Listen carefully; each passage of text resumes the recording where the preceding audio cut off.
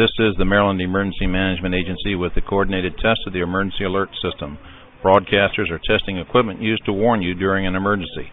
This concludes the test of the emergency alert system.